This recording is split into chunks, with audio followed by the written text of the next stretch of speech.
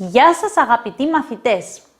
Σήμερα θα λύσουμε την απορία του μαθητή μας George για τη χρήση της λέξης τίποτα ή τίποτε. Η λέξη αυτή είναι αόριστη αντωνυμία και μπορεί να έχει άλλοτε θετική και άλλοτε αρνητική σημασία ανάλογα με την περίπτωση. Καταρχάς, όσον αφορά τη θετική σημασία, μπορεί να σημαίνει κάτι σε κάποιες προτάσεις. Για παράδειγμα, υπάρχει τίποτα να φάμε? Πες μας τίποτα να γελάσουμε. Ρώτησέ τον αν θέλει τίποτε. Με θέλετε τίποτα άλλο? Σε όλες αυτές τις περιπτώσεις, η λέξη τίποτα ή τίποτε μπορεί να αντικατασταθεί από τη λέξη κάτι και να έχει το ίδιο νόημα. Πολλές φορές μπορεί να χρησιμοποιηθεί και ειρωνικά, όπως «από όρεξη, άλλο τίποτα».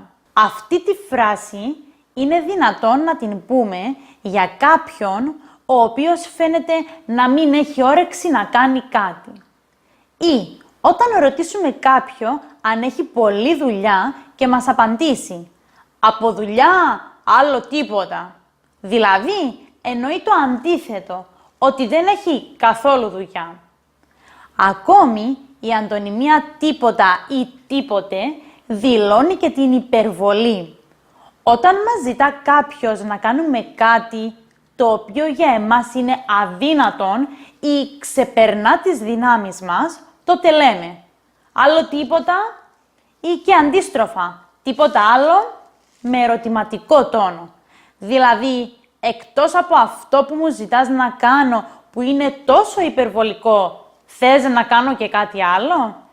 Φυσικά εννοείται ότι δεν θα κάνουμε αυτό που μας ζήτησε, γιατί δεν μπορούμε.